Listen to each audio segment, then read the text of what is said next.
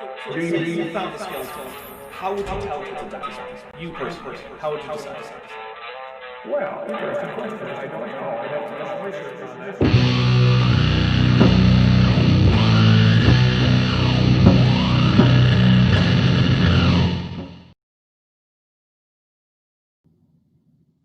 Alright everybody, welcome to Kent with Bent 46, Clueless in Alabama. And Bent, what are you wearing? Well, interesting question. I don't know. I have to do some research on that. Actually, I'm hearing the theme song come through right now on my audio. Well, there's a delay. Okay, but I had it muted. Anyway, yeah, I have like a long delay. I'm hearing you come through. Why is that? I don't know. Better find that, man. Although, good thing is I'm not getting an echo through you, so that's good. So, yeah, Bent, why don't you explain to people why you're wearing a tutu? This is a pink on your tutu neck that I'm wearing because someone earned $200 on a stream of donations. That's awesome. And what was it? $100 for Dapper to get the tutu, $200 for Bent to wear it. It's a lovely, beautiful thing. And I don't know what the next one is. I don't know. I don't think we've decided that. But and you did at first have it around your waist, but we couldn't see that.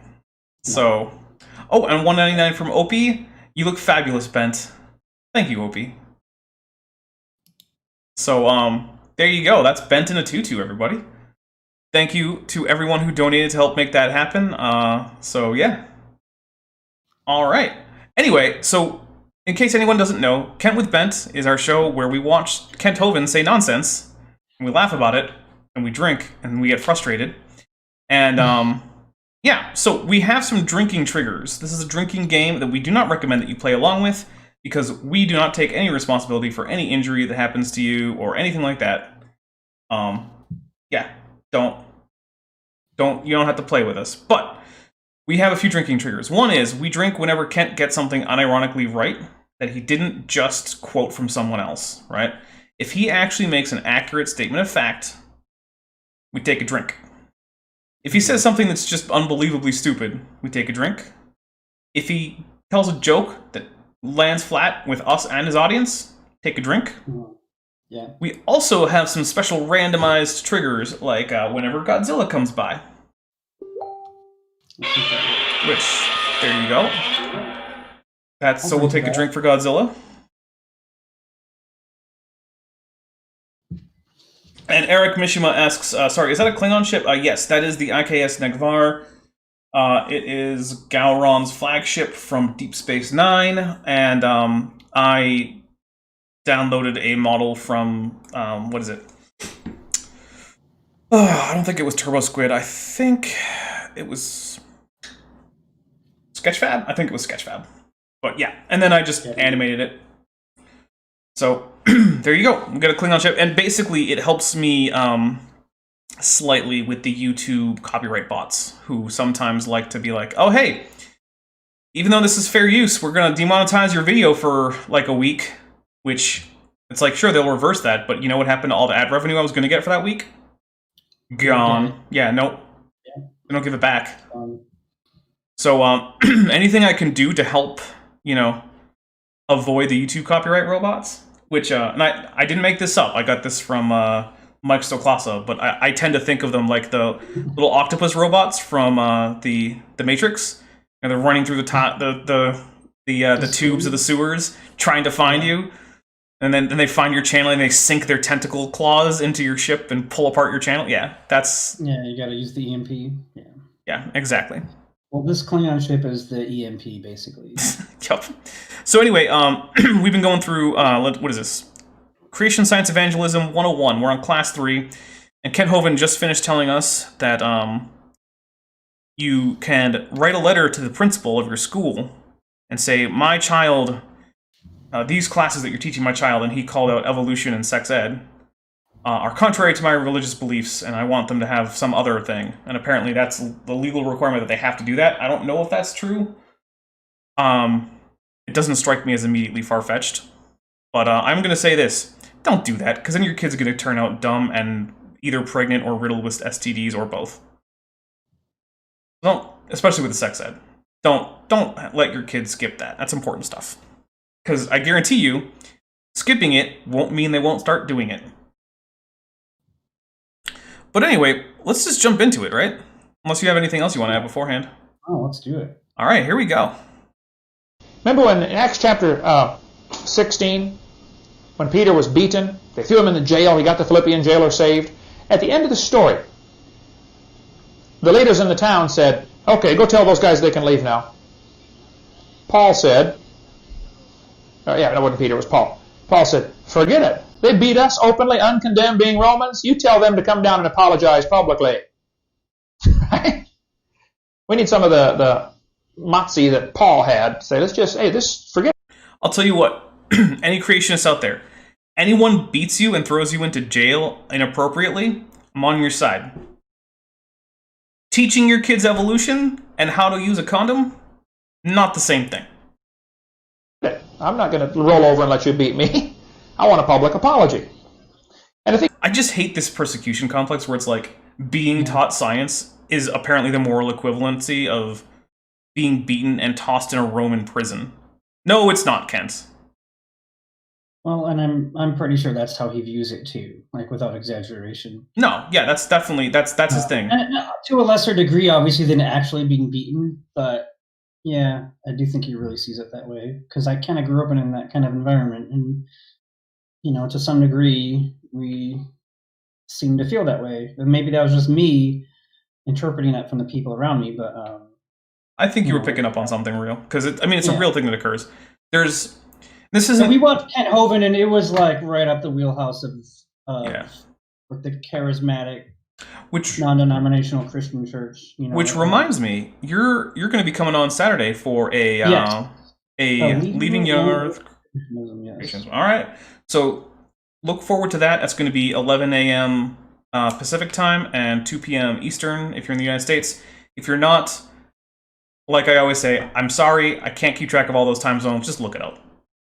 Or just stay tuned on this, channel and have notifications on. At the same time you normally would have a video or so. Yeah, Saturday is sort of like normally I do something on noon, but sometimes I just don't. So here we go. It's time that Christians, in Christian love and with wisdom from the Lord, we need to use the legal system. They were tying Paul up, going to beat him one time, and he said, hey, I'm a Roman citizen. I appeal to Caesar. Scared them all half to death, didn't it? What's wrong with that? Okay? Let's stand up for what's right. And students need to know they do have the right to be exempt from classes that are teaching something contrary to their religion. In Matthew chapter 18, Jesus said, whoso shall offend one of these little ones which believe in me, it were better for him that a millstone be hanged about his neck. Any teacher that's teaching kids evolution, obviously that's going to destroy their faith in the Bible. And anyone that destroys a child's faith better carefully read what Jesus said.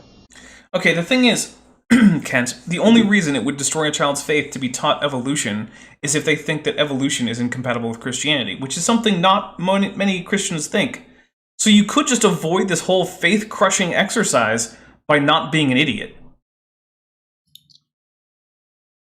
Right? Like, You try. Yeah, like, one of the options is to just not pretend that evolution and Christianity can't coexist, and then suddenly, teaching evolution isn't going to destroy anyone's faith, if that's the thing that you're worried about. But, hey, what do I know? You'd be better off drowned in the depth of the sea. I would hate to stand before God and say, God, I was a teacher in the school, and I ruined the faith of the kids that came through my class. Oh, by the way, so Ratchet Freak points out something about how Paul was a Roman citizen. It's an important thing to take into account in terms of like reading about happenings during the Roman Empire. It's definitely true that not all the subjects of the Roman Empire were citizens of the Roman Empire. So when the Roman Empire starts out, primarily the inhabitants of Rome and their descendants, even if they move, are Roman citizens, and they have certain rights and privileges that other subjects of the Roman Empire don't. And there were other ways to gain citizenship. You could purchase it, you could be awarded it, but basically, as a Roman citizen, you had certain rights. Like, for instance, you could vote for who was going to be seated on the Senate in Rome. You couldn't be crucified. that you were exempt from certain kinds of torture if you were accused of a crime. You could appeal cases to Caesar or the consul if it was Republican Rome, but I mean, we're way past Republican Rome at this point. So it is an important thing to remember that not just every guy who was hanging out in the Roman Empire was a citizen. Very few people in the Roman Empire were actual citizens of the empire. They were usually subjects, and there's a big difference. And Paul was, at least according to Acts, was a citizen by birth, which meant that he had not purchased his citizenship. His parents were citizens, or at least one of his parents was, and so he was too. Now, exactly how that citizenship derives, probably ultimately one of his ancestors purchased it. Probably either a parent or a grandparent or something. But there you go. That is an important thing to remember about stories in Acts involving Paul where he claims to be a citizen. That is an unusual thing. But that's what's going to happen Judgment Day, folks, to many people. That's going to be a fearful thing to fall into the hands of an angry God.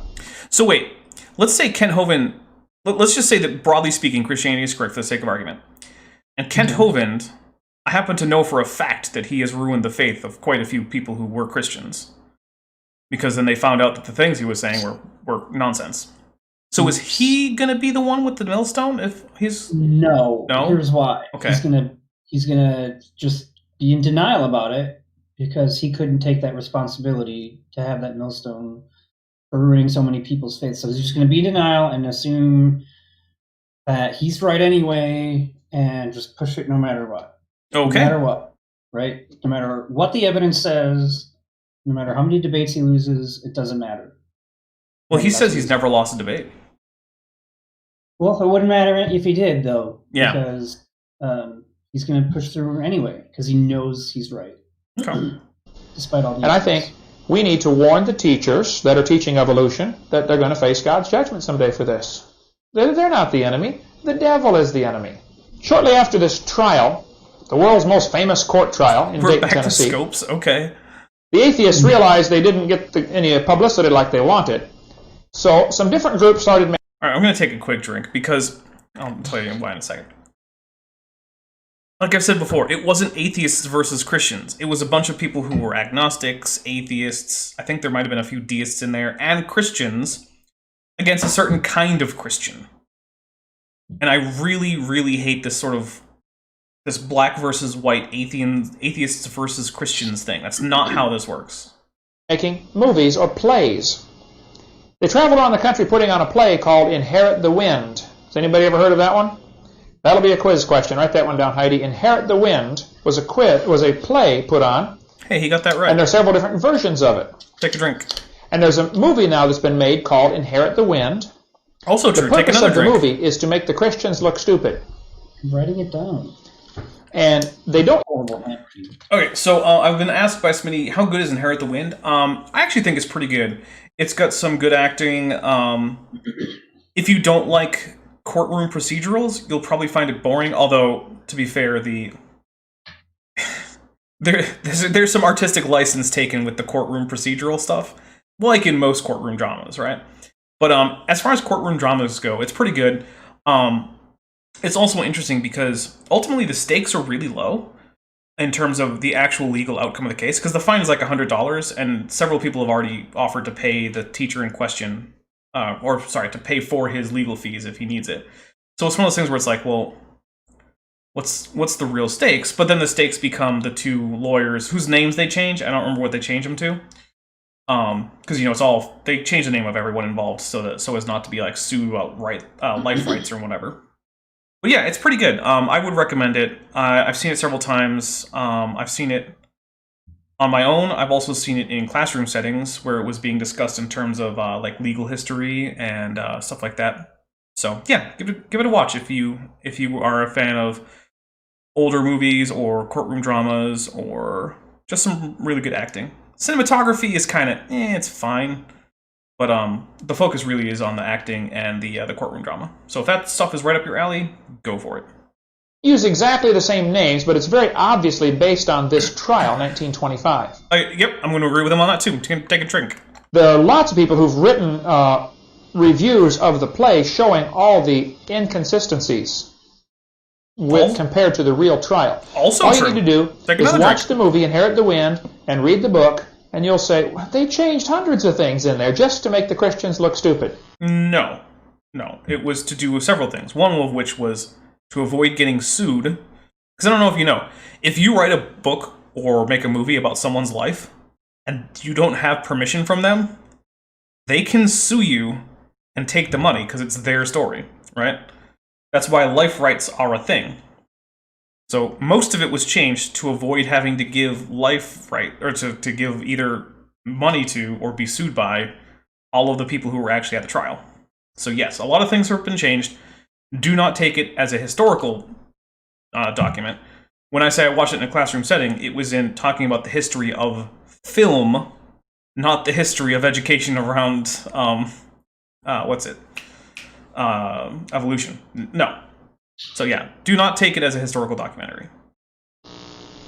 And that movie, Inherit the Wind, is playing in public schools all over America every day. And all it does is make the kids think that the atheists are smart and the Christians are dumb. I'll actually agree with Ken Hovind here. I don't actually think it's probably a good thing to show in the context of the history of the teaching of evolution in a public school. I don't think that would be appropriate. It's too fictionalized. I agree with him for different reasons than he would say. Because, Ken Hovind thinks it's anti-Christian propaganda, which is just not. But what it is too historically inaccurate to be taken as a serious way to educate people about the Scopes trial. I don't like that. I've never been a huge fan of showing movies to kids in school anyway. There are exceptions, but most of the time I feel like it's sort of a waste of their time. You only have kids for so long in any given class. And I get it, teachers need a break every once in a while. But, I don't know. That's just me. I'm not a teacher, so what do I know? And if they're showing that in your school, you ought to object. Because that's very biased. Okay? Let me give you just a little bit of history of what happened. Back in America, all through its history, there was very little evolution in the textbooks. After this trial, there began to be a little bit more after 1925. By 1950, though, there still was only 2,000 or 3,000 words about evolution in the average textbook. It didn't teach it very much. These charts here are in your seminar notebook in the chart section, which I believe is, let's see, charts. Page 45 is where they start, at least in this edition. They could have edited this entire thing out. It's on page 45 because somebody's going to get this after we go. We're on our 20th edition right now. Well, the thing is, at first we thought maybe it just wasn't edited, but they cut to his slides. Someone had to do that. So there was an editor sitting in a room. It might have been Kent or Eric or, I don't know, Kent Jr., someone else. But why he would leave all of this in here, I do not understand. And I say this as someone who does video editing. Like, I'm not a great editor or something. Like, no one's going to give me an award. Right. But, like, come on, dude. This is basics. Yeah. And no end in sight. Okay, page 48 is where it is in your book here, okay? There we go. In 1957, something very important happened. The space race was on. Does anybody know who got the first satellite up and what the name of it was? Oh, okay. Put your guesses in the chat as to who got the first satellite into orbit. Bent, don't spoil it, because I think you know. Okay. Yeah, Clifford Reynolds says there's a Kent Jr. What? Yeah, so Kent Jr. is the son that you don't hear about much. Kent has 2 sons and a daughter. So... yeah, get your guesses in the chat as to which country got the first satellite. I have a feeling a lot of you actually know this, but I want to get a few guesses in here. Come on, guys, don't let me down.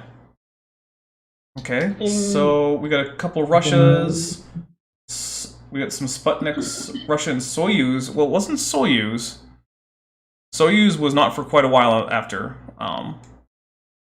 But Egypt with ancient alien help. Yeah, Smitty's got that. Got it. Yeah. All right. Well, let's see what Kent says. Sputnik, they call it, right? In Russian, Sputnik. We always call it Sputnik over here. Yep. The Soviets Take a drink. launched the Sputnik. It was kind of a dud as far as satellite goes. It went up, lasted a short time, and fell back down. Yeah, it was a proof of But concept. the fact is, they got something into orbit before we did.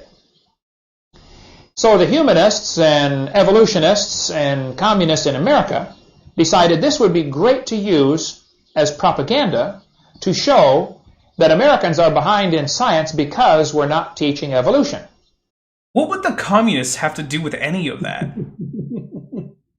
I mean, there were communists in the United States at the time, but they tended to be pro-Soviet. They would have taken this as a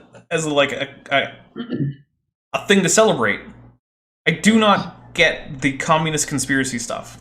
Because, like, look, there's no connection there, really, Kent. Like, what are you talking about? Yeah, it's crazy.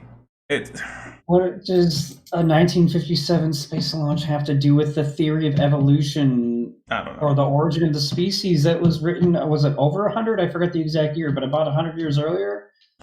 Yeah, it was about 100 years earlier. Yeah. Like, what do they have to do with one another, Kent? Why don't you talk about the Challenger blowing up in 1985? Maybe that's because they didn't believe in evolution. Yeah. Also, I mean, it's just as valid a claim. It's ridiculous. I love this vintage paleo art here, though, on the Penguin Classics edition of The Origin of Species. I mean, look at that stuff. That's some like classic like 1870s paleo art, and I love it. It's complete. Of that thing being eaten on the left, is that one long squiggly neck? It says one long squiggly neck on a plesiosaur, and it's being attacked by an ichthyosaur. While and it's like even above it, it's all like almost spiraling around. Like, yep. What on earth? By the way, plesiosaur necks could not do that. In case anyone is wondering. What? Yeah. It's crazy. They were actually pretty stiff in an up and down direction. You follow that? So there began to be news articles and letters to the editor, and see, America's losing the space race because we're not teaching enough evolution. Now, what does evolution have to do with putting a satellite up? I mean, nothing. But they said, this shows that the Soviet science is ahead of us because Soviets have been teaching evolution for years. They really hadn't, though. Have you ever heard of Lysenkoism? It was basically an explicit rejection of evolution, and it set Soviet agriculture back by decades, and was a big contributor to ongoing famines throughout the Soviet Union, which then resulted in the Russians stealing all of the grain from the Ukraine, which is one of the only places in the entire Soviet Union that was actually able to make enough food to sustain its population, and sending it to Russia, thereby intentionally starving the Ukrainians to feed the Russians, who basically the Soviet Union had stopped from farming with a combination of Lysenkoism and a planned economy, which was unable to adequately allocate resources, as well as collective farming arrangements, which completely made farming devoid of any incentive. Oh no! And we weren't teaching much.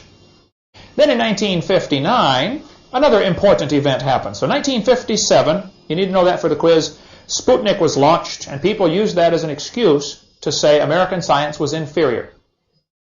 1959 was the 100-year anniversary of Darwin's book coming out.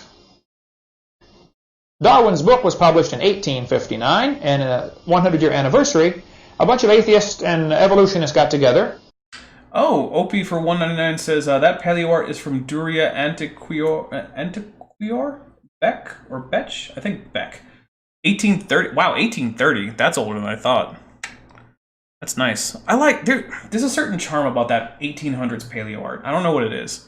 Everything is so derpy and crazy. It's like a fun Saturday morning cartoon. I don't know. And had a big symposium and said, you know what, we still don't have much evolution in the textbooks. This theory's been around for 100 years. We all know it's true. This is their thinking, okay? But we're still not teaching it to the kids. So in the late 50s, there was a very concerted effort to get more evolution into the schools.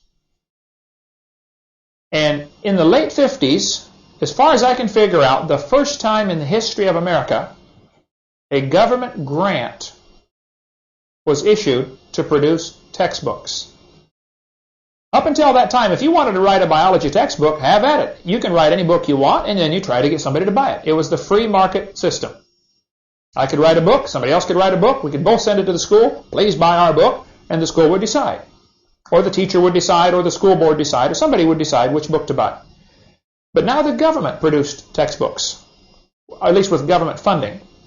It was called the BSCS series. Write that one down, you'll need that. BSCS.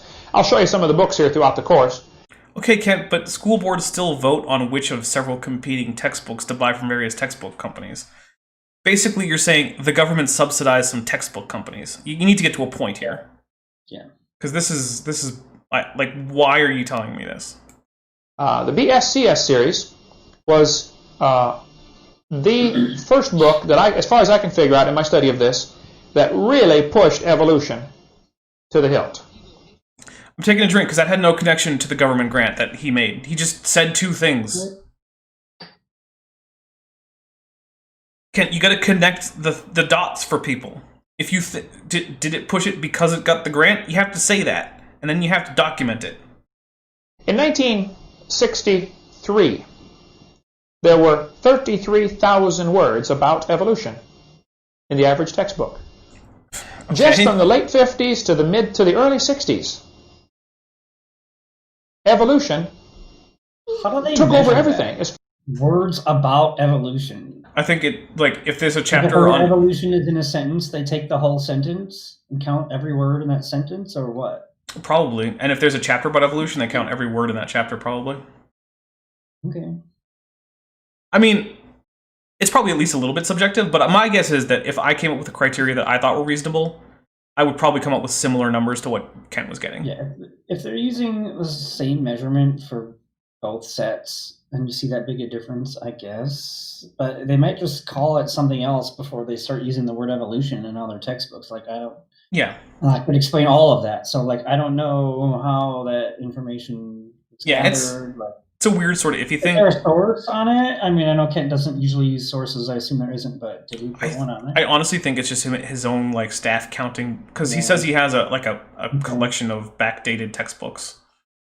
So that's my guess, is he just has textbooks from the 50s, 60s, 70s, which he hasn't updated, as far as I know, until today. As far as the philosophy goes, for our school system, jumped from 2,000 to 3,000 to 33,000, just in a few years. 1962 and 63 was another... Oh, apparently Ratchet Freak says the graph had a source. Well, that's good. I mean, I don't strongly dispute the graph. I don't really... It's one of those things where, it doesn't matter to me that much. I'm willing to just accept it. Because, I don't feel the need to dispute it. It's one of those things where, if you say, oh, hey, I have 3 cats and 2 dogs, I'm just going to be like, okay. I don't need a citation. It's fine. A year that's very famous for a trial where prayer was taken out of our schools. Does anybody remember the atheist that pushed that through? Madeline Murray O'Hare. Write that down. Early 60s, Madeline Murray O'Hare. What happened, there's quite a story about that. You might want to get a book if you'd like studying this topic. The book is called My Life Without God. My Life Without God by William Murray. Madeline Murray O'Hare had 2 illegitimate children. She chose the last name for one of them from the father of the child, though it was not her husband. She never did marry him. He was an illegitimate child. His name was William Murray. William, they were in school in, I think, Brooklyn, if I recall. It's been a while since I read the book. Madeline Murray O'Hare had gone to the Soviet Union asking to be a Soviet citizen. She hated America. Actually, she went someplace in Europe and was writing letters begging, please let me in. I'm a communist. I want to live in a communist country. They kept writing her back saying, we don't want you. Hey, Ilya, I'm just taking a drink for irrelevancy. None of this matters. But yes. Hi, Ilya. How you doing? Glad you stopped in. I'm going to be... Oh, by the way, this is a good time. I'm going to say this again later, but after this, I'm going to be on Guts of Gibbons' channel, starting at, what is it? Around 8 p.m. Eastern, which is... Oh, no, sorry, about 8 p.m. our time, which is, what is that, 7 Pacific, 10 Eastern? Yeah. I don't know. So I'm going to be on Guts of Gibbons' channel. We're going to be talking about the worst creationist arguments we've ever heard. Guts of Gibbons will be there, Dr. Dan will be there, I'll be there. We might have Jackson Wheat there. We might have just a Walking Fish there.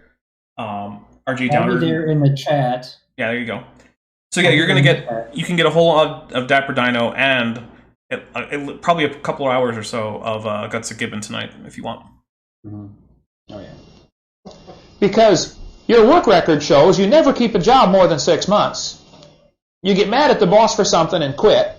You're a troublemaker. You're lazy. We don't want you. She finally got the message and came back to America. Wait, so she was sending them her resume? Is that what he's saying?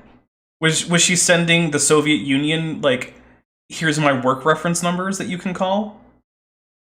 What in the world is happening? Honestly. I want to know. Because I don't buy any of this. This sounds insane. This sounds made up. Yeah. To Brooklyn when she realized the communists wouldn't take her. Now her son, William, I think was in 9th grade, if I recall. She takes him to school about 2 weeks late. I think it was mid-September when this happened. Sorry, what was that? If I imagine correctly, yeah. Instead of if I recall, he has a vivid imagination. Well, it's like his stories about talking to professors on planes. It's like, I'm like 90% sure this is a thing that just didn't happen. Or if something similar happened, it was way different. And then he blushed so much, but then everyone else clapped. So, like, I mean, come on. The pilot even clapped, like... So what these things sound like are like, you know how you have shower thoughts where like you play over like a conversation in your head or something? I feel like Kent Hovind just thinks his shower thoughts are actually memories. Like he can't tell the difference. It might be pathologic. It probably is. It might be. Happened. She came back. She said, well, William, I guess I got to put you back in this, capitalist school here in America. She's taking him to the principal's office to sign him up for school.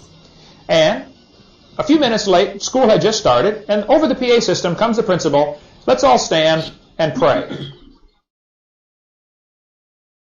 She hit the ceiling.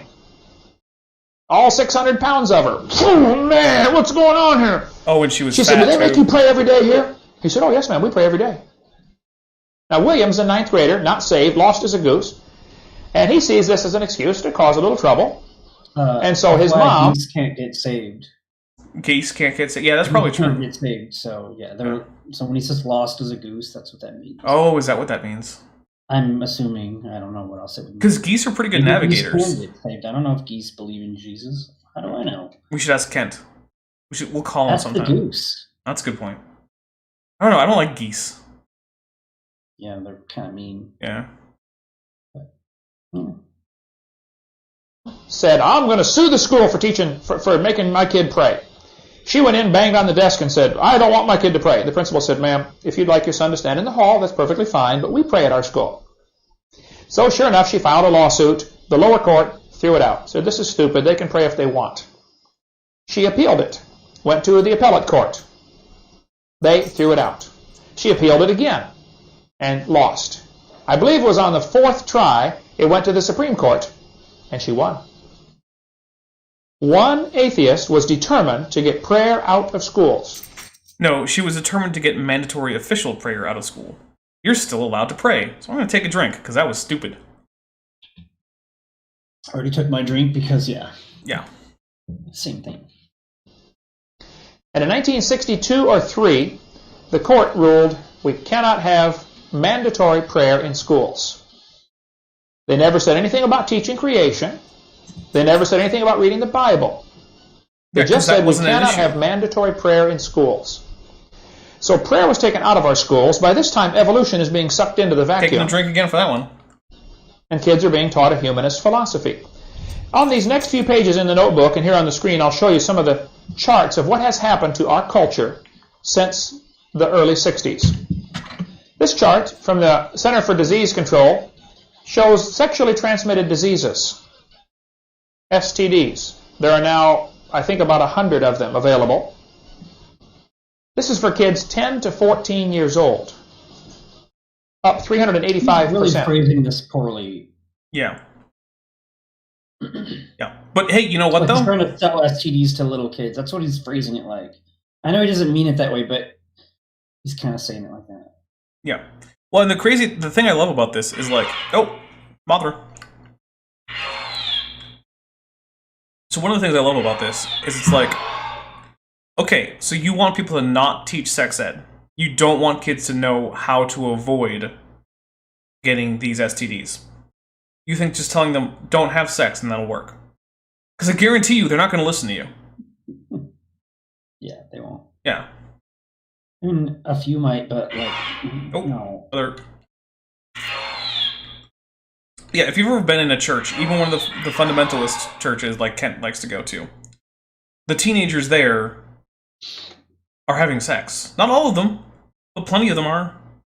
It's just, you're not going to reduce this by pretending evolution doesn't work or pretending that sex ed is bad. Yeah. Right. Since 1963. Divorce rates in America since 1963 have skyrocketed. That's no longer the case. Somewhere around half now of the marriages end in divorce. It's not even... Well, when I was a kid... I mean, yeah, it's gone up since 1963, but what, 1977, 78 or so, it peaked and started dropping, even on his chart. Mm-hmm. Also... So I don't know what it is after that, but like... Well, so one thing that's interesting is in the United States, the divorce rate is about half of marriages. However, the first marriage divorce rate is very low. As it turns out, what's actually happening is that people who get divorced once are likely to go on get married again and then be divorced again. In some cases, several times. Most marriages that most people who get married in the United States just end up not getting divorced. It's just that the people who do tend to do that a few times. It's an interesting little statistical quirk. So yeah, if you're getting married for the first time, you actually have a pretty good shot of not getting divorced. You got married for life. You better pick slow, because you're going to be stuck for a long time. Tell us more about that, Kent. I'm just going to take a drink for sweet irony on that one. Hold on a second. How many times has Kent been divorced? So he has been divorced. He got divorced. Then he married a second wife. Got married to Joe. Then he married Mary. Then they're currently separated, but he has had a marriage ceremony with a third woman. Okay. And he's now... So 1.5 divorces? Yeah, he's now adultering with a third woman after never actually... He declared his second marriage annulled by himself, because apparently he has the power to do that. Well, yeah, you just gotta say it, right? No, he didn't say he declared it. There's a difference. Yeah. And also, the Real Bucky says, I'm never marrying at all. Hey, fair, man. Look, it's one of those things. You don't have to do it. Just don't, if you don't want to. Choose carefully. You might get something you don't want, right? But now, man, divorce is it's common. Everybody knows somebody that's divorced. I didn't know anybody that was divorced in the early 60s when I was a kid. 1963, we saw an incredible increase in violent crimes. Nearly 1,000% increase. I remember, as a kid, we never locked our house. You could go off on vacation for 2 weeks without locking your house. Was it that way when you were a kid growing up? No. I was in Ukraine speaking over there, and I mentioned about when I was a kid, you never had to lock your house. And I said, what would happen over here if you didn't lock your house? And they bust out laughing all over the room. They know, man, things would be stolen. I was preaching in Costa Rica. Beautiful country. Absolutely perfect weather. Almost everybody there has a 10-foot high wall around their entire property with barbed wire on top of that. Some have fenced off the top. Not just fences on the side, they got a fence off over their house. The preacher, when he took me there, I went and preached in Costa Rica at his church. On the way back, we come up to his driveway, and there's this massive wall around there. He hits a button, and a gate slides open. He drives in, pushes the button, closes the gate, hits another button to open the garage, drives in, hits a button, closes the garage door, and then gets out of his car. Wow. By the way, because it was asked, there are a number of places where you can find divorce rates for first-time marriages. Most of them end up coming from things like CDC and various law firms that do marriage representation or divorce representation. And yeah, the divorce rate for first-time marriages in the United States is about 40%, which means that to get to the 50% overall divorce rate, divorce rates for people who have already been divorced have to be higher than 50%. So, there you go.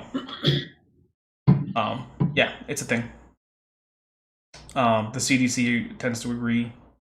So, there you go. Yeah. Now, does that mean that, virtually everyone who gets married the first time stays married? No. I said you have a good chance. Not a great chance. You've got about a 2/3 chance of staying married to the person you marry if you both are marrying for the first time. So there you go. Is that a wonderful chance? No. Is it better than even? Is it a good, what I would call a good chance? Yeah. If I went to a casino and I had about a 60% chance of winning a game at the casino, I'd stay at that casino for a long time. Mm-hmm. Yeah. Thieves all over the place. Now, America is going to become this way because we're losing the absolute standards. There's no moral. You tell a kid you shouldn't steal. Or maybe it's that we're doing things like making it easier for people in abusive marriages to get out of them. And maybe we're deciding that, hey, because not everyone has your particular theological interpretation of marriage, we shouldn't hold all of them to it. I mean, I wonder how Kent would feel if he were in a country that were holding him to the standards of a different religion that he didn't follow. Think Kent would like to live in Saudi Arabia? I don't think so. No. Why not? Well, because it's not nice. Well, it's nice for me. I end up with the stuff. See, kids used to believe you shouldn't steal because thus saith the Lord. But what if there is no God? Then, if stealing becomes appropriate, you live in a society full of conflict because last owner gets to claim ownership of any item, which means that everyone is always in constant conflict. See, things like property law and property rights don't have to derive from God. If you want to have a system in which you have rules, and one of your goals is to avoid actual open conflict between people, at least in the violent sense, one of the ways that you can do that is by establishing some kind of system of ownership over who owns what resources. Now, the only way you can do that in a way that actually avoids conflict is if you start with first ownership and then can transfer that deed to whatever property through consensual trade, right?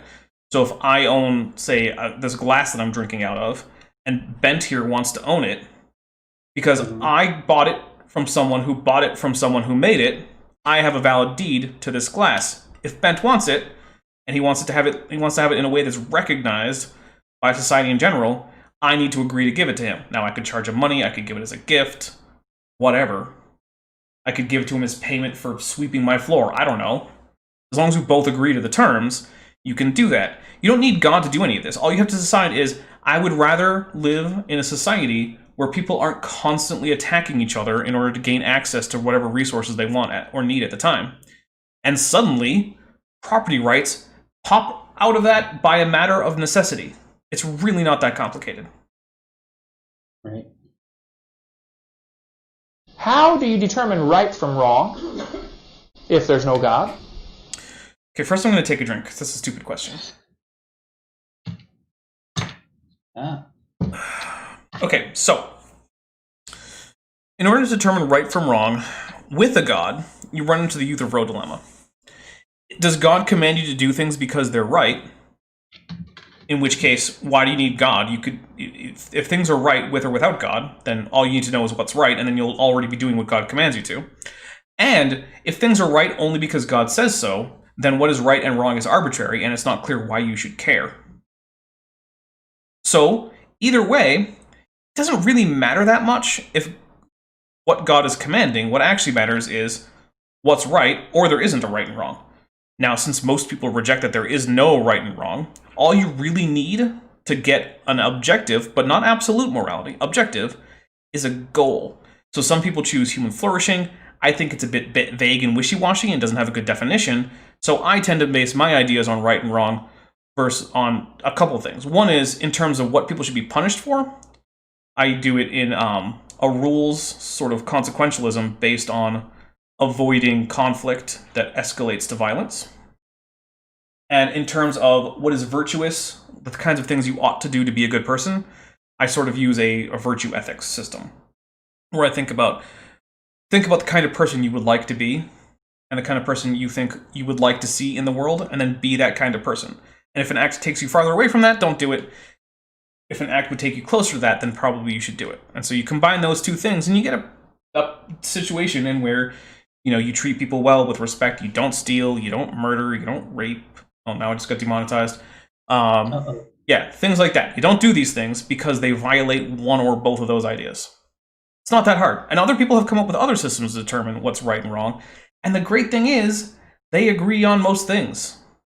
There's very little actual disagreement about most big issues. There might be disagreements about, like, okay, so let's say you were treated poorly at your job, and you were the one who was in charge of the inventory system. And so now they fire you. Before you leave, do you bother to set up the next person who's going to be in charge of the inventory system? Or do you just let the entire place just fall apart because no one can do the inventory anymore? You know what? I don't know. You do what you want. I don't think either of those is something I'm going to condemn you for. So there you go. Like, that's one of those, like, weird questions where some people say one thing and another. But when it comes to, like, should you kick puppies for no reason? No, everyone's pretty much like, no. Should you murder people? No. No. Should you steal things? No. It doesn't really matter if you believe in a god or not. Because you can derive these answers from in other means, and they have the advantage of actually being reasonable to people who don't believe in your god. Which is handy if you want to live in a society that includes people who don't believe in your god. See, when you remove God and a moral standard, what reason do they have to not commit adultery, to not steal, to not lie, to not kill somebody? What? Let's see. Adultery. You promised your spouse not to do it. Oh, Godzilla. So, to not lie? Well, because generally speaking, there's a presumption that honesty is being used in conversation, because any other presumption means that conversation would essentially be useless. And since that's a convention that cannot work for a functioning society, and people tend to need a society to survive, people have a hard time surviving on their own in the wilderness. Yeah, not lying is a useful trait just in humans in general. Just if you want to survive, don't be a liar. Otherwise, you might, I don't know, end up in a situation where you're facing potential jail time for lying multiple times under oath in a court case about a stupid YouTube channel for no reason. Let's see. Why would you not, what was another one? Steal? We already went over that in detail. There are extremely good reasons, independent of God, to say that stealing is a bad idea. There you go. What is the reason? I ask people this all the time and never get an answer from the evolutionists. I'll say, okay, if evolution is true, how do you determine right from wrong? Well, we just went over it. What's the basis? How do you decide? Almost every country, almost every religion has some kind of standard of this is right and this is wrong. You have to have that. Hey, you know what? I agree with you, Kent. You do have to have that. I'll take a drink. You cannot form a functioning society without some kind of ethical standard. What does America have now as a standard? Think about our public schools. What is their standard for choosing right and wrong? The standard now is majority opinion. What's everybody else think about it? Look at the politicians. No, it's not majority opinion, Kent. It's majority opinion tempered by certain constitutional protections in both states and the federal government. The purpose of those protections in those constitutions, as they variously exist, is to prevent the majority from taking away the actual valid rights and privileges of minorities. Has it always worked? No. But that's the whole point of it. And you don't need the Bible to have any of those things. And at this point, most countries have something like that. A few don't. For instance, there's no written constitution in the United Kingdom. However, there's a long history of legal precedents that together make up constitutional law in the United Kingdom. And beyond that, most other countries are either constitutional monarchies or set up directly as democracies or republics and things like that. When they decide how to vote on an issue, what do? Take a poll. Who cares what the poll says? What does God say? And we've gotten away from... The problem is, Kent, that if you try to say, what does God say, the best you're going to get is taking a poll of people who believe in the same God as you. Right. Because they don't all agree. It doesn't work for an entire society. Yeah. Because you're trying to basically thought control a large number of people who don't think like you, and that's not appropriate, Kent. Yeah, I'm taking a drink for this. Also, I'm going to point out that there's a long history of Christian theologians saying that sin and law, or vices and illegal acts, should not necessarily be the same thing in all cases.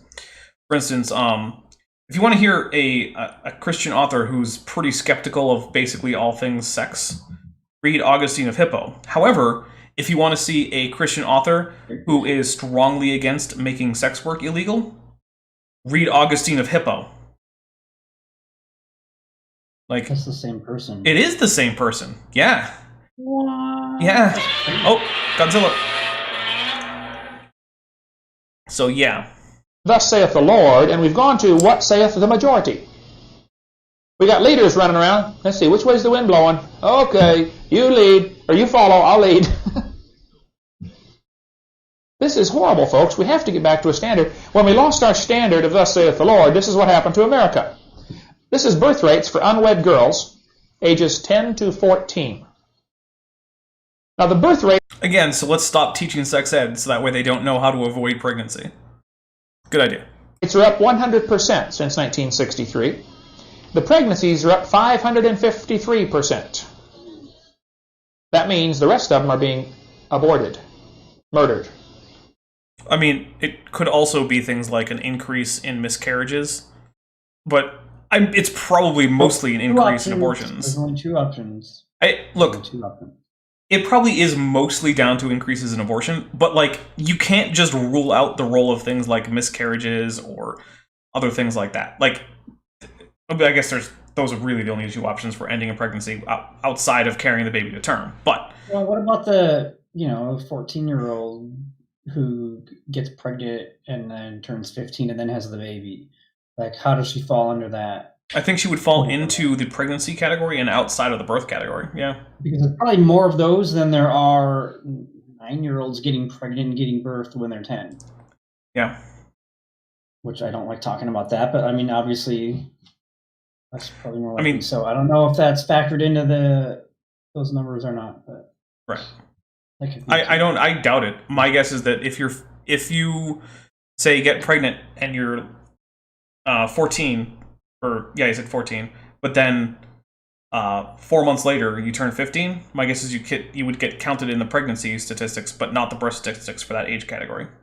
And for $5, Sphincter of Doom says miscarriages are far more likely below the age of 15. That's true. Yeah. So the younger someone is when they're pregnant, the more likely, well, up to a certain point, right? The more likely miscarriages are. It's actually pretty dangerous for both the mother and the child to be pregnant below like 15. It's not a great idea. There's a really high chance of complications for both. Yeah. Don't get pregnant when you're a little kid, people. Just don't do that. Which means pay attention when they teach you sex ed. Yeah. We'll get into more of that on video number 4, about how abortion ties into this evolution philosophy. In 1963, we began to see a tremendous drop in SAT scores, Scholastic Aptitude Testing. What happened? Is there a song in the background of this? I don't know if anyone else can hear it. I hear it, and I know what song it is. Okay. So I have a noise gate on my desktop audio, so I don't think the chat can generally hear it, but there's a song playing in the background. Okay. It's Celine. There we go. I think we're taking away a standard. All of the branches of science were started by people who believed in creation. They believed in God. Why look for order in the universe if there is no order in the universe? I can only hear the music now. But if you believe God designed the world, then you say, well, I wonder why he did it like that. I want to hear the music. When you find a complex machine, you say, well, I wonder how they built that. Any inquisitive young mind, you give them a neat toy or a new something, you take it apart. How does that work anyway, That's good. God gave us a wonderful universe. Man, study it.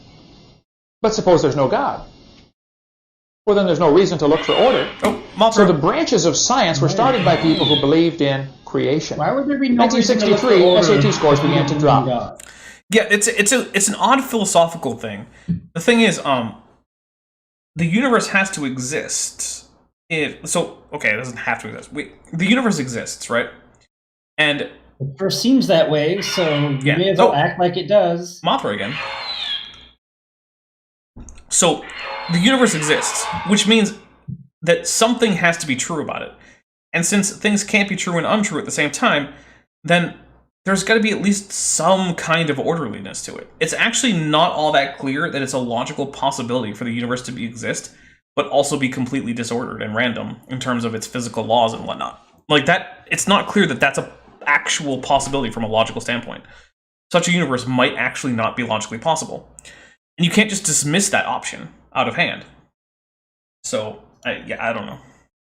It's a weird conclusion. Like, I don't know of any philosophers who would... Not that I'm an expert on philosophy or anything, but I have trouble imagining any philosophy that would take seriously the possibility that the universe could exist and not be orderly to some degree. Not have rules by which it exists. In 1995, they had to change the SAT test. They dumbed it down. They made the test easier so that the scores would look higher. The scores are not higher. The test is easier. What is your name? George. You passed. Come on to college. It's not quite that. Hey, that was a joke that no one but Kent laughed at. Was it? Mm-hmm. We're going to take a drink for that one. Although, I did always find it odd that you got points on the SAT for filling in your name. I was like, what's the... Just why?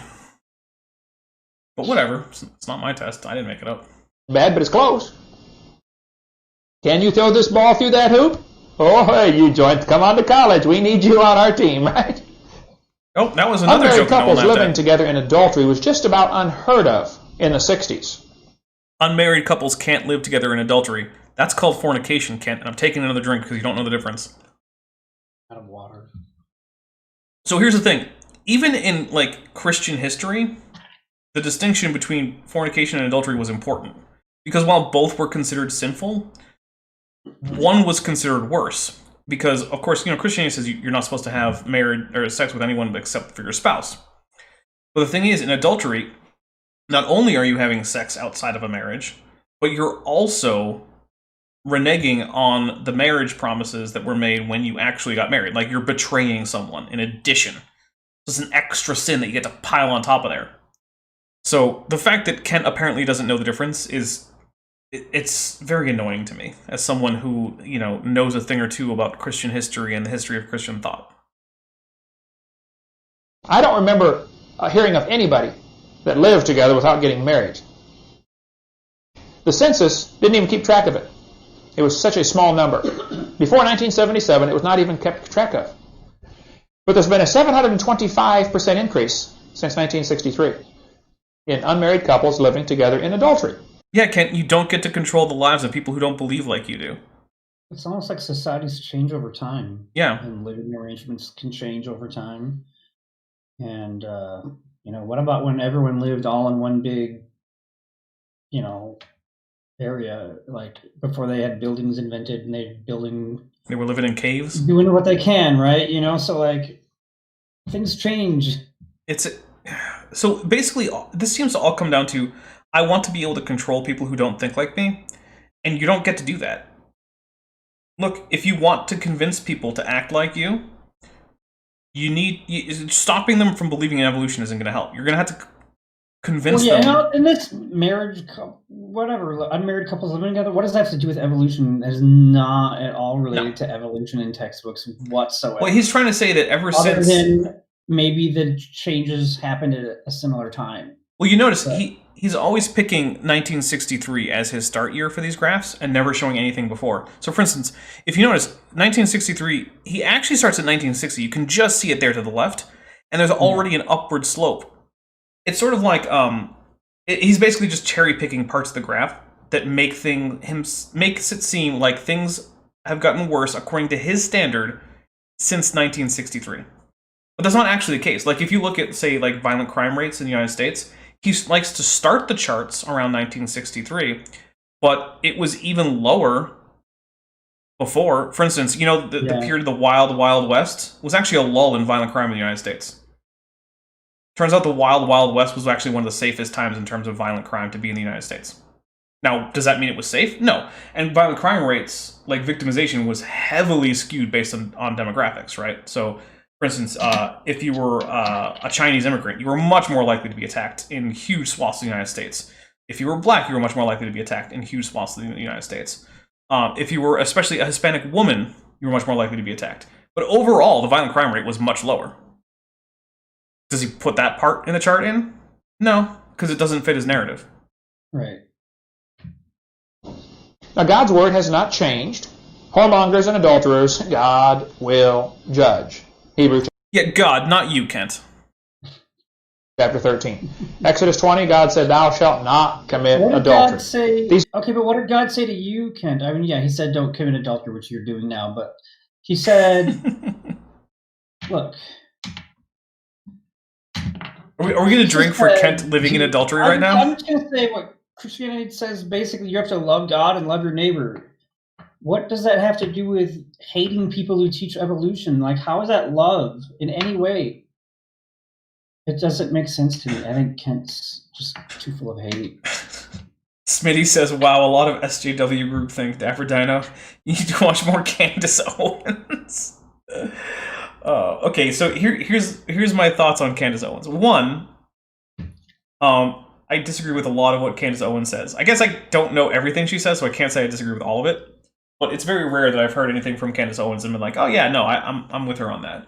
But two, I don't actually think it's SJW nonsense to point out that, like, hey, you know, Chinese men and black men tended to be lynched in, you know, like the 1850s. Like, that's just a thing. It happened. There's no point in denying it. And occasionally Hispanic women too. I'll take a drink for that. Yeah, like it happened. Like, I've studied these statistics. I took an entire semester on the history of crime and the legal system in the Anglosphere, including Anglo-America.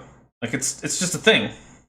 Like, I don't even think Candace Owens would actually say that historically certain minority groups weren't targeted for violence in America. Maybe she would, in which case, I mean, she's just factually incorrect. What you want to do about that in the modern day, it's a different question, and I think that there's a interesting discussion to be had there. But whether it happened isn't a question. We just know. You don't think she's acknowledged the Democrat-Republican switch or the Southern strategy? So I will say this: it's more complicated than just a switch. So it's not entirely accurate to say that they just switched. Yeah. So I don't want to get into that because I'm tired of politics this year. I'm tired of politics in the last, like, 5 years, if I'm being honest. I don't ever want to hear about politics ever again. I mean, I don't care. I just don't care. I don't care who the president is. I don't care who the next one is. I don't care who the last one is. I don't care anymore.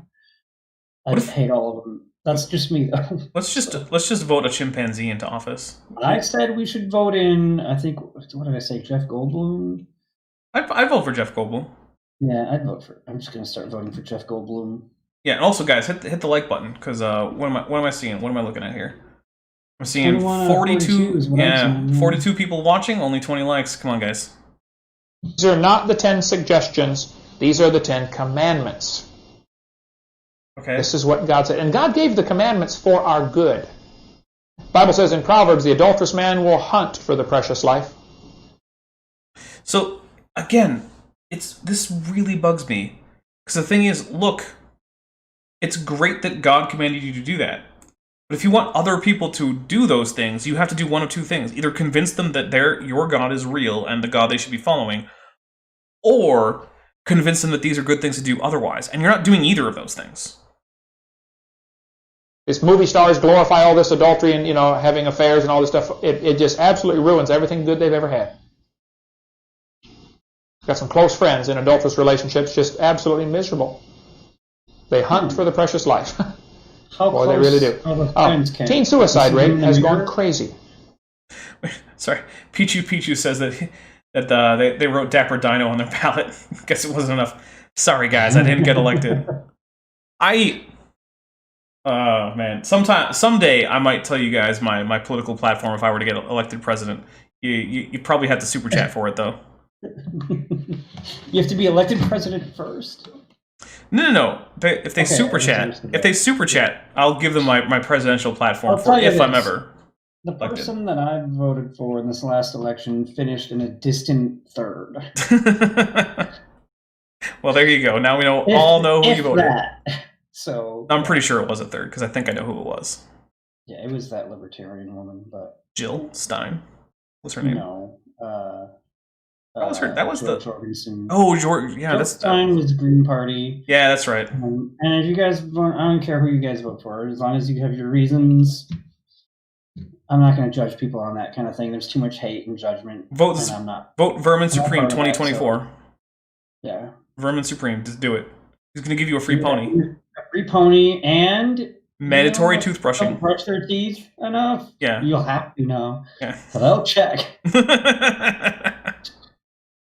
I remember as a kid, some of my friends, some people that I knew, committed suicide. Yeah, me But it too. was very rare. Now it's very common. No, it's not. No, it's not, Kent. Going from very rare to even if you double very rare, it can still end up at very rare. It's not like it went from like 2%, or not even, it was never 2%. It's not like it went from like 1 in, 500 to like No, it's like 1 in 4. 75%. Yeah, no. Committing suicide. Like, what is very common, Kent? Come on. Oh, and Turboy just donated $1 with no message. Thank you very much. Very much appreciated. Again, I think it goes back to the standard, how do you determine right from wrong? If God is the giver of life, then God gets to decide when we take life away. That doesn't follow.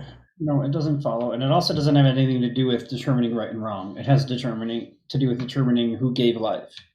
Oh, wait. It's a different concept. Turv, you didn't ask in the super chat, man. That's not how this works. But yeah, like, okay, so it's sort of like saying, oh, hey, your parents gave you life, so now for the rest of the time that they're alive, they get to kill you if they want? No.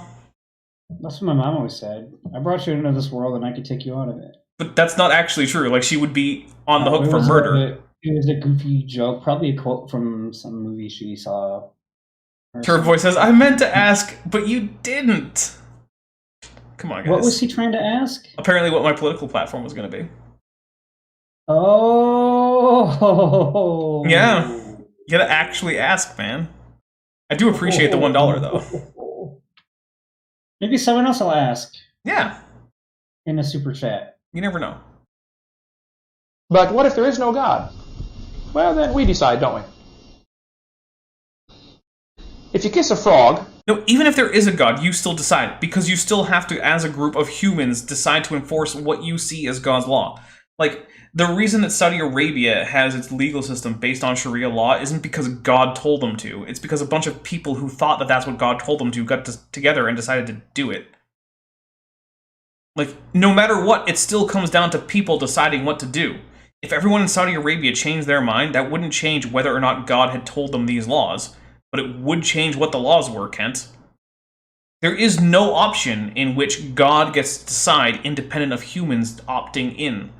Even if God exists. That's not one of the options open to anyone. It never has been.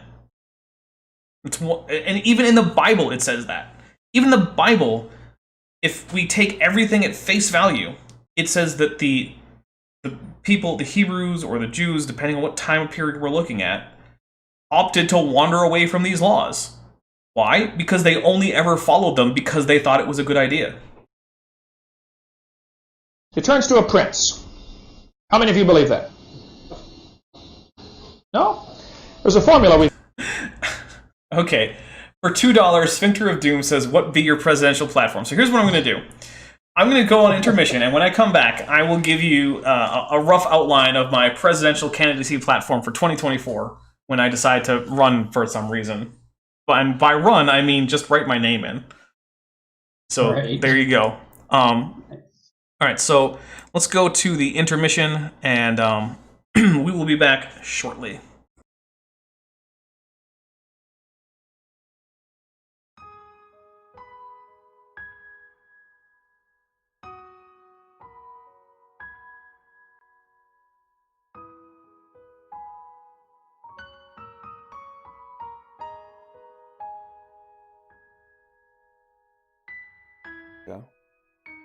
Hunting is very strictly regulated, and only allowed at certain times of the year. This means that for much of the year we have to rely on farm-raised food, which means money. If you want to help a starving dinosaur, please consider donating on Patreon. or buying from my merch store. Links are in the description. Please help. Dinosaurs all over YouTube are depending on you to help them through the hunting off-season.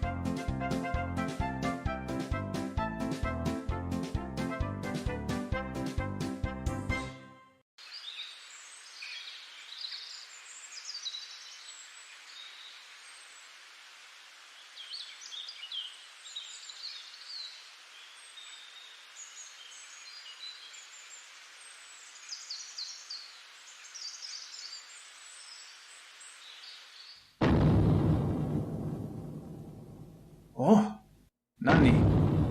Dare? Oh, Ujira desu ka?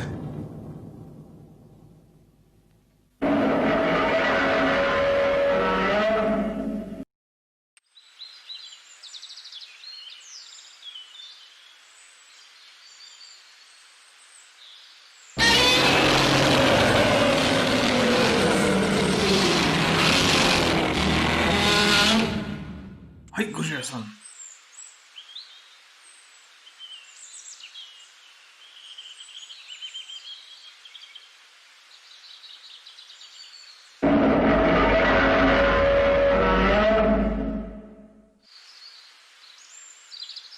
Hai.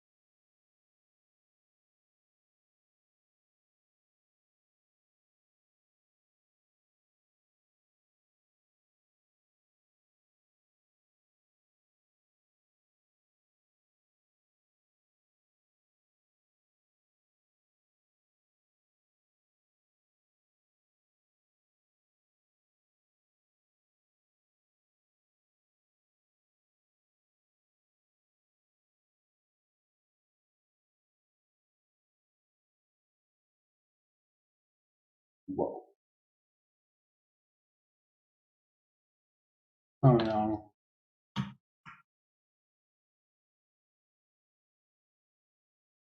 Wait, are you muted right now? F. I was muted. Man. I turned on the volume for the Klingon ship video, which has no volume. I'm an idiot. I'm sorry. Oh man, he was going through his whole political All right, I'll start over. It's fine. I'll start over. It's fine. Well, who's going to be my vice president? I'd have to think about that. I might ask Benthoven if he wants to be vice president. Yeah, I'll do it. Okay, so where was I? All right, so most of my presidential platform is going to revolve around foreign relations because I have very strong foreign relations positions. or foreign policy positions, but not as many strong domestic policy positions. So, the first thing I would do is I would end all current active conflicts and withdraw all troops effective ASAP. Like, you've got like 3 weeks to get everyone home. Whoa. Just get it done. I would close all European military bases operated by the United States. I might keep one in Japan just because the treaty requires that they have a fairly limited defense force. I would probably also keep the one in South Korea just because North Korea is kind of a dick. But I would also do things like, in order to deploy troops, I would require a declaration of war from Congress. I'm tired of all these wars that aren't wars. You know, the last time the United States has declared a war was World War II. But since then, it's been not at war for what, like 5 years total? Oh, if that. Yeah, it's ridiculous. There's a thing I saw online is basically if you were born in this year, this is the percentage of your life that America has been at war. Yeah. And I forget what it's like 1989 and on is like 100%. Yeah. So you've been alive.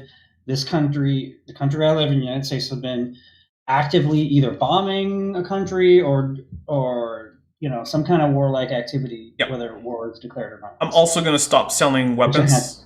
I'm going to stop selling weapons to the Saudi Arabians. No more weapons for them. Nope. Same thing for Israel. They can get their own weapons. The United States shouldn't be in the business of dealing arms to the entire country. Let's see. For domestic stuff, I would put an end to all NSA data collection without a warrant. You want to collect data on someone? Get a warrant. Can't get a warrant? That's what the Fourth Amendment says. You don't get to.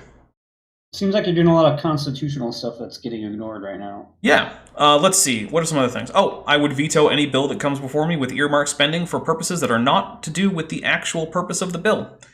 So that's every bill. Exactly. There would be a lot of vetoes. Yep. Nice. Yeah. Those are the biggest ones. Yeah. It's pretty messed up how that happens. Yeah. If you send me a bill and it's like the Don't Kick Puppies bill, but it's got like, $100 million earmarked for a statue in DC, the answer is no. Pass a separate bill for that. And if the veto gets overturned, so be it. I'm still going to veto it. Yeah. So I'm going to have that veto pen handy because most bills are going to be vetoed if you elect me. I have no idea who I would elect for various positions. Or not elect, but appoint, so don't ask. Well, if I'm vice president, I'll run on this pink tutu. Don Giovanni, no, I am not an isolationist. Like I said, I would, or actually you might not have heard it, but I would open up trade with both North Korea and Cuba, nor would I close any trade, and any tariffs that are in my power to abolish, I would abolish. There's a difference between non-interventionist and isolationist. What about like borders and immigration and all that? I don't know. I haven't thought enough about it. Okay. I'd probably make it easier to move to the United States overall, if I could. That's what I always said when I was younger, but I don't know the logistics of how would I do that as a president? Yeah, see, that's one of those things. It's like I would theoretically like it to be easier. There's only so much you can do as the chief executive. Because to me, it's like, can human people just kind of move on the earth that they were born on around where they want? Like, yeah, there's property rights, but like, I know it gets complicated, but like, it shouldn't be like such a huge thing to me for someone to want to go to Mexico and then back to Arizona and like have all this crazy paperwork and stuff. Well, your beard's longer in the picture than it is now. I just want some Mexican food in Mexico or something, like, I don't know. Yeah. So yeah, overall, that mostly sums up everything. I don't have a free pony policy. Sorry. That's a Vermin Supreme thing. He can be my secretary of ponies. So maybe. Probably could buy a pony, right? Yeah, I don't know. But yeah, those are most of my policies. It mostly involves being less of a dick on the world stage. So, yeah. But here we go. Let's get some more Kent in. Got in here in the notebook. I should have looked up the address for this. The frog turns to prince. Where is that, Heidi? Do you know? Oh my goodness. This is what editing is for. I'm just going to drink for bad editing. Fairy tales. Yeah, what page? Oh, the one about time. I remember where it is. Okay. I use this illustration on them a lot. 59? I think it's earlier in the book. Oh my goodness, Kent. Page 9. I'm skipping it. Oh, finally, he got it. I was about to skip ahead 30 seconds. Yeah, about time. Okay, page 9. The universe is not millions of years old. Let's look at this little formula. Frog plus magic spell equals prince. That's obviously a fairy tale, right? Yeah, but dirt plus magic spell equals prince. Totally 100% not a fairy tale. I mean, that's what he's currently going with, is like dirt plus magic spell, prince. But frog plus magic spell, prince, no. But in the textbooks used in the universities of America, they teach the frog plus time equals a prince. No, because frogs are not ancestral to humans. So I'm going to take a drink because that's stupid, and I also think it's a joke, and no one's going to laugh at it. I get 2 drinks on that one. Okay. How's that straight vodka, Ben? Isn't that really what it boils down to? I'm so drunk right now. There's a word you got to memorize. Put this one down for a quiz question. Godzilla. The word farm is the acrostic. F-A-R-M are the first letters. For F is for fish. A is for amphibian. They say that evolved next. A-M-P-H-I-ibian. Amphibian. That was either a joke or Kent Hovind doesn't know how to spell isn't sure how to spell amphibian. Either way, I'm taking a drink for it. I was gonna let it go, but no, I'm not as stringent about the rules as you are. And then forgiven. F-A-R is for reptile. And then M for mammal. Yeah, except that up until... So, the way it actually goes is fish is at best a grade, right? Because mammals are sarcopterygians, which is a group of what would otherwise be called fish. It includes, in non-tetrabod terms, in the things that we would still count as fish, it includes things like lungfish and the coelacanths that you can find down off the coast of, like, what is it? India? I don't remember. Doesn't matter. Sorry, sue me. I don't remember where coelacanth lives. It's down the bottom of the ocean somewhere. Whatever. But it also includes all tetrapods, which includes the lysamphibians, like salamanders and frogs and caecilians and things like that. Not Sicilians in terms of things, people from Sicily. This is the C-A-E-L-I-A-N-S.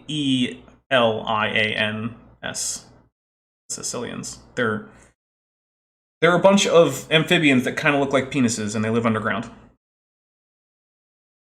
Not a bad life. Yeah. No, and they have crazy teeth, by the way. Like, they have these gigantic honking teeth, and it's weird because other amphibians just don't, because they all lost them at various points, and yeah, their skulls are horrifying. Just absolutely just terrible. Anyway, that's neither here nor there. But, so Lysamphibia split off from Amniotes. So amniotes, which includes all the diapsids and synapsids, which would include the things we think of as reptiles and things and mammals and their close relatives, that's on the other side, right? And then from in there, we're now getting... So, but remember, there were a lot of tetrapods that were not lysamphibians or amniotes before. Now, granted, if you looked at their lifestyle, it would be probably more broadly similar to Lysamphibia, because Lysamphibian respiratory and reproductive systems are more basal than amniote reproductive and respiratory systems. So, okay, but they're still not those things, and they're not any more closely related to Lysamphibians than they are to amniotes. Oh, Godzilla.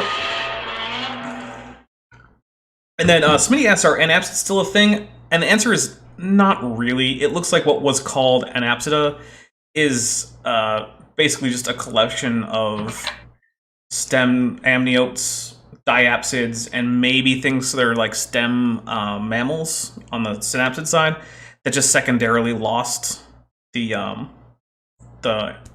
skull fenestrae. It's not a valid group. Like, it's not a single clade. Anapsida is not a clade. It's just a grab bag taxon that's basically being abandoned. You can still say anapsid condition. Like, turtles have an anapsid skull because they have an anapsid condition in terms of their jaw muscles and attachments and whatnot. So yeah, anapsid's not really a thing. But then we get into the Sauropsida on the reptile side. This includes the diapsids and the sort of stem things in that area, parareptile stuff. Now on the other side we have Synapsida, which is going to eventually include mammals, but it includes a lot of things that aren't mammals, but they're still not reptiles, right? So Dimetrodons, Dicynodonts, Cynodonts, Theriodonts, Gorgonopsids. Now granted, some of the things I've said are within other groups that I've already said, but whatever. None of these things are reptiles. They used to be called mammal-like quote-unquote reptiles, but that was based primarily on the primitive condition of their jaw morphology, and to some extent limb girdles in some earlier things that we would used to call pelycosaurs, which are things like Dimetrodon and things like that. But yeah, this fish, amphibian, reptile, mammal, if you try to remember that and think that that's actually how evolution worked in terms of like the Paleozoic, which is what we're talking about here, you're going to get it wrong. This is not actually how it works. It's actually much more complicated and nuanced than this, and there are a whole host of clades in between, and some of the things that he's listed as clades or groups are actually separate groups that do not lead onto the line to mammals. For instance, all Lysamphibians, which is what amphibia is now called, to differentiate it from amphibian grade tetrapods, that's actually an actual clade. There were tetrapods who are farther away from Lysamphibia than we are. That's a thing. So I just really hate the simplistic view. And maybe if you're talking to babies, it's a reasonable thing to say fish, amphibian, reptile, mammal, because it's like 1/4 true and it's easy to understand. But if you're talking to adults, there's no reason to be this dumb. That's a quick way to memorize how evolution supposedly happened. The fish evolved first, and they slowly evolved into amphibians. Tetrapods. And they slowly evolved into reptiles. Amniotes. And then they slowly evolved into the mammals and the birds. Well, no. The sauropsids eventually turned into birds, and the synapsids eventually turned into mammals, but those are two different groups of amniotes. So I'm going to take a drink for how badly wrong Kent is getting it. And then, yeah, Vandalia 1980 points out there's a lot of clades between F and A, so fish and amphibian, and a lot more between reptile and mammal. Yeah, there's a whole bunch of stuff that is not captured by this ridiculous mnemonic that you should not memorize. This is the way they teach it. They're still teaching that the frog turns to the prince. No, they're not. No one has ever taught that. But now it doesn't happen quickly, it happens slowly. No, it doesn't happen at all, and I'm taking a drink. This is the kind of thing that actually annoys me, because, like, it's one thing to just be wrong, but it's another thing to straw man your opponent. This is something that I hold true in general. If you want to criticize an idea, you need to be able to express that idea well enough that a proponent of the idea would accept that your characterization of it is what he believes. So if you want to criticize, say, communism, or creationism, or whatever, right? And you can't talk about it in a way that the other person would accept that, yes, this is what I believe, and they're a communist or a creationist or whatever, then you cannot adequately criticize it. It's one of the reasons that I'm not a huge fan of a lot of Dawkins' anti-theist stuff, is because he mischaracterizes a lot of theistic positions. So he's not actually criticizing a real thing, he's criticizing something he made up in his head, which is less useful. Although I will say I do like a lot of Dawkins' Evo Devo stuff and his evolutionary biology stuff, like Ancestor's Tale was really good. Greatest Show on Earth, was really good. But those are the ones where he's staying out of the areas where he's not very good, which is things like philosophy. So, yeah. If I told you the magician flew through the air across the room, you'd say, well, that's a fairy tale, right? I mean, you said magician, so no, it's probably a stage illusion, but sure. It's an illusion, Michael, not a trick. What if I said he walked slowly through the air? I would say the same thing. It's probably an illusion for a stage. Yep. It's still a fairy tale, right? No. Time doesn't change anything. But what it really boils down to is... Does Ken hope it... Time does change things, because if you boil something for, like, some beans for 2 minutes versus 45 minutes, you know, like the beans out of a bag, it's going to make a big difference, Kent.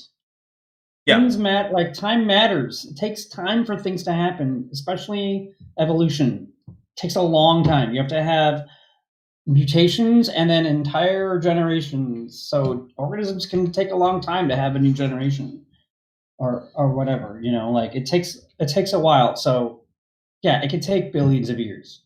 You would expect it to, Kent.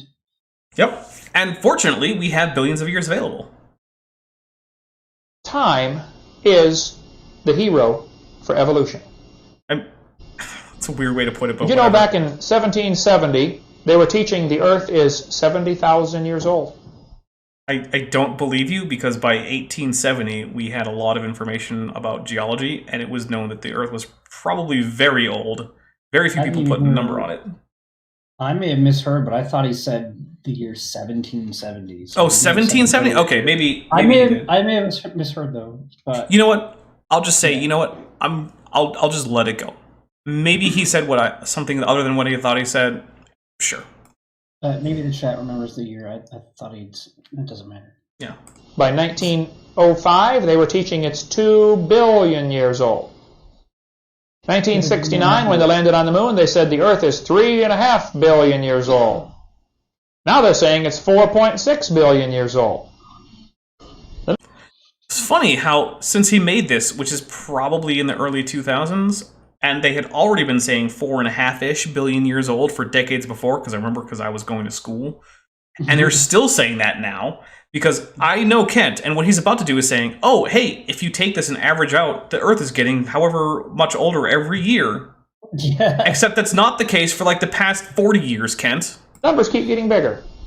Well, and that's not how it works anyway. Like, because by that you think, oh, in 1,000 years it'll be quadrillions of years old.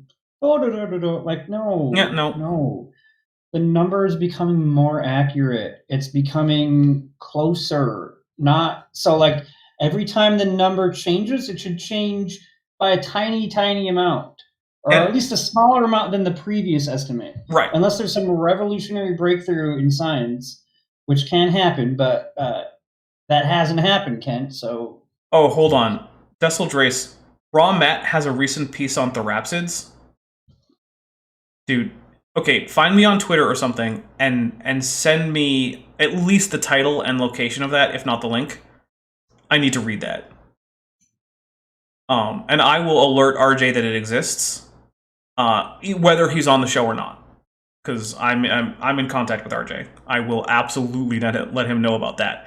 Because that is craziness. I also want to say thank you to Sphincter of Doom, who got me a book on the Carboniferous, a book on stem mammals, as well as the Star Trek The Next Generation technical manual. So now I own the original series and the Next Generation technical manuals. Nice. As well as a Klingon Bird of Prey owner's manual. Well, that's even better. Or at least as good. It's hardcover. It's actually really nice. Nice. Yeah. Because they're realizing more problems. That wouldn't work. That'd take too long. That couldn't happen. No, Kent, that's not why. They were estimating based on things like, in the 1700s, Lord Kelvin was estimating based on thermodynamics, assuming the Earth started as a molten ball, and then how long it would take to cool down to this point. Then they were estimating based on things like evident geological history, and estimating based on current geological processes, and giving minima rather than maxima for the age of the Earth, based on how long it would take to accumulate all this stuff. Then they were eventually giving dates based on radiometric dating of Earth rocks, but then eventually they realized that since, the Hadean period was basically all gone because of subduction and things like that, that if the nebular hypothesis is reasonably correct, then radiometrically dating asteroids would be pretty accurate. And since then, we've basically settled on 4.5-ish billion years.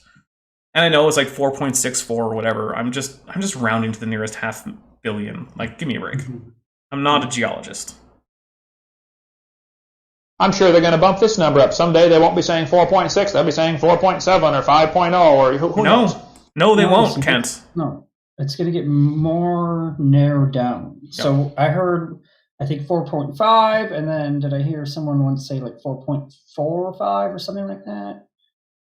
Maybe 4.38 or so. Like the point is the numbers are the increments are getting smaller when they make adjustments. It's not going to jump this huge value to 12 billion or something like that, Kent. Come on. Yeah. Also, Vesta Freya asked... Vestafrey has asked if the Klingon tech manual is in Klingon. Unfortunately, it is not. It is in But English. it could be translated. If any of you want a Klingon translation of that, join the Patreon for a whole lot of money and tell me that's what you Yeah. want. A lot. A lot. Yeah, you better join the dinosaur tier.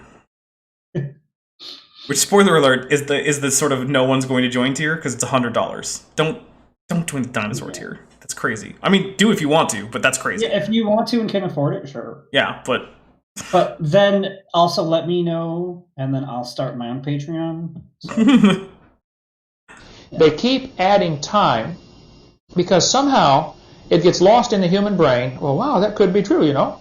no, No, I'm sorry. It's still. I'm taking a frogs drink don't because turn to this princes. whole thing is stupid. I don't care how long you give them. Okay, who remembers? Oh, and Zemorph is saying that James Hutton first proposed nation in 1788, and if he said 1730s, I thought he said 1830s. So or I thought he's if he said 1730s, then that was probably more or less accurate, and I misheard him, and I thought he said 1830s. My apologies. Too, but I'll give him the benefit of the doubt too, because that's what I thought I heard. Oh, and Sphincter of Doom says it's been 4.66 presumably billion since like 1956, give or take a few million. Yeah, basically. Okay. Like in what is that? 70 years, it really hasn't budged much. The atheist, Madeline Murray O'Hare's son's name. Oh, take a raisin. Y'all got it right. William Murray. Very good. What grade was he in when they took prayer out of schools? 9th grade. I don't care about this. I'm going to start skipping ahead. His quiz. Yeah, he's doing a quiz. I don't care. It's Madeline Murray O'Hare walking around with a Bible in her hand for years out of the second-story window, trying to have an abortion. Madeline's mother was just a teenager when she got pregnant out of wedlock. She didn't want to have the baby, so she jumped out of the second story. Everybody needs to know somebody loves you. I agree. I'll take a drink for that, Kent. I think everyone needs to know that there's someone out there who cares about them, and chances are, take 3 drinks now. And another one. Thanks, Godzilla. You know what, Kent? I'm with you on that. I think it's important for everyone to have someone in their lives who cares about them. And if you think that you don't have such a person, there's a really good chance that you actually do. And so you should ask your friends, just reach out. Look, if you're in a tough place, reach out. I mean, heck. Look, you know someone or you know of someone who probably wishes the best for you. Yeah. It's really important because too many people, especially this year, are feeling isolated and alone. And look, I'm not immune to that feeling either. And but chances are that there is someone in your life who really does care. And yeah, I do. I care about all you guys. I mean, look, you guys show up for my nonsense here on the YouTube. Like, that's crazy to me. You guys paid him $200 to see me in a pink tutu. Exactly. And I can't even wear it correctly because he wouldn't see it. So, yeah. Like, that's awesome, dude. But yeah, everyone should have someone who cares about them. And I really do think that most people do. Whether it be friends or family or both. But yeah, and even if you don't, start reaching out to a community, right? Like, just join some Discord servers or like a group that does something, and you can develop some meaningful friendships, even online. Join a band. There you go, yeah. You know, learn to play an instrument, join a band. You know, just if you have to stay at home because of quarantine, like, use your webcam and your phone and like communicate with people. So Josiah Hansen for $2 says we love you too. Thanks. But yeah, no, so I'm with Kent on this. Every once in a while Kent actually throws out some good life advice. And this is one of those things. So I don't know the details of the story and I can't verify that it's true, but I heard from reliable sources that there was a young boy. Dusseldreis, yeah, maybe some people like being lone wolves, but there are times when I think even those people are going to be missing the chance for someone to care about them, because life is easier when you've got help overall. It just is. mm-hmm. And like, look, you can limit the amount of interaction that you have to the amount you're comfortable with, but overall, your life's going to be easier if there are people that you can rely on for help when you really need it. In Germany, he went to Sunday school. He was a very poor boy, had no shoes, raggedy clothes, and decided to go to Sunday school one day. One of the deacons met him at the door and said, "Son, you can't come to God's house dressed like that. Go home and get some good clothes, and then you can come back to church." Of course, it broke the little boy's heart. He's just trying to go to Sunday school, and he didn't have good clothes. Some deacon turned him away at the door, refused to let him come. What is That the point boy of grew this? up and What's up? I don't think that happened. I mean, it's probably just a story. So yeah. Yeah. I mean, isn't that basically a Bible story? Isn't there a parable about that? Like this poor woman comes in rags and like gives all the money she has. I don't know if it's in rags, but like there is a story about the rich man and the poor woman, and the poor woman comes in and gives basically all she has, and then the rich man gives a much larger sum, but it's like a tiny fraction of what he has, and then Jesus asks which one gave more. And of course, the correct answer is the woman, because she gave everything she had, and the rich man gave out of his abundance. And so, which one is God going to look more favorably upon? It's the poor woman. I feel like he's kind of given that same analogy here, but maybe not. Maybe became, I believe, Adolf Yeah. Eichmann, Hitler's right-hand man. What? You just never know. We just went full Godwin's Law. I'm just taking a drink. Wait. I feel like you skipped ahead, even though you probably didn't. No. We went from there was a poor boy who got turned away by a deacon because he was in ratty clothes, and then he was. We went straight to National Socialism. I don't even know. I don't know. Why do you always jump to Godwin's Law? Oh man. Yeah, Vesta. Vesta just said any odds Ken is going Godwin's Law. Apparently, oh my goodness, I cannot deal with how often Kent goes straight to Godwin's Law. Stop it, Kent. And I know this is from like a decade and a half ago. It's sudden too. He just, I don't know, maybe you guys see it coming, but I don't. It comes out of nowhere. And It's I'm like, just, oh, he said Germany. Oh yeah, he said Germany. Oh.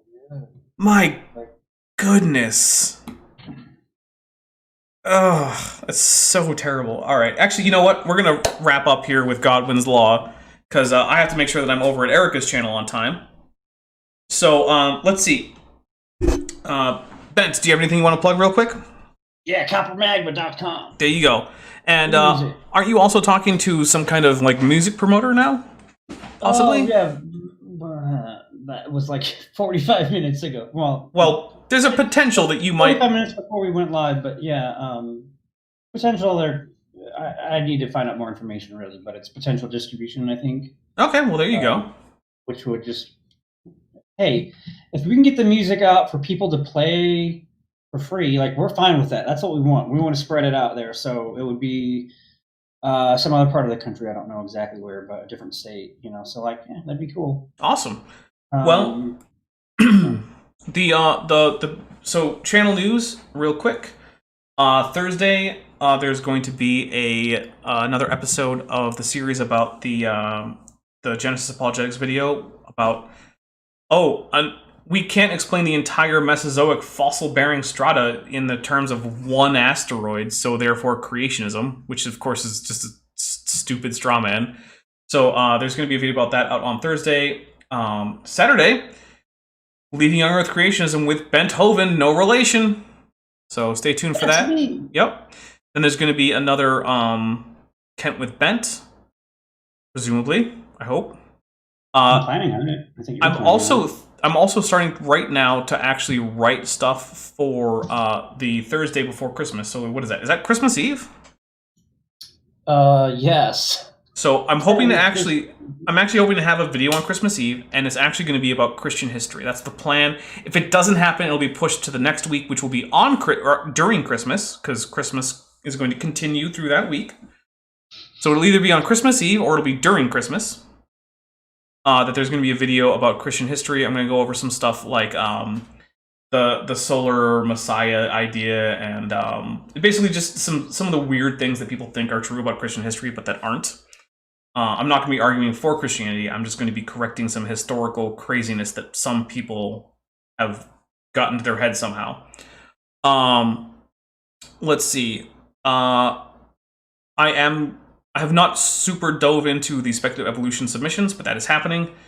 That'll probably be in the next week or two that I really dive in there and start like producing some art and getting stuff out there. But yeah, that's about it for the channel. Please head over to Guts at Gibbons' channel. Any of my mods, please put a link in the chat to Guts at Gibbons' channel so you guys know that that's coming up. Because I'm going to be there, Erica's going to be there, Dr. Dan should be there, a few other things. Dessel Drace asks, what about what Sol Invictus? I don't know if I'll touch on Sol Invictus in particular. It'll probably come up just as sort of the broad idea behind the Jesus being one of these solar deities, which isn't really true. Actually, that idea largely comes from the pun in English that only works in English between the Son of God, S-O-N, and S-U-N. And the fact that that's one of their best arguments is pretty bad. Because, I don't know if you guys know this, but that doesn't work in any other language. So, all right. It's like my dad used to say, because my dad was a pastor, people would say, King James only. He's like, yeah, it was good enough for the Apostle Paul. It's good enough for me, right?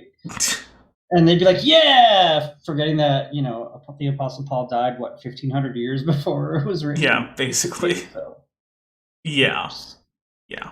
Anyway, so I want to lastly say thank you, especially to all the people who helped Super Chat, which includes Opie, Sphincter of Doom, Turv Boy, and Josiah Hansen. I really appreciate the support. You guys are helping this show stay on the air, because, you know, the more people join the channel, or the Patreon, or Super Chat, the more time I can devote to this instead of trying to do other things to survive. So, thank you very much, and we're out, and I'll hopefully see all of you on Guts at Gibbons' channel. Bye, everybody.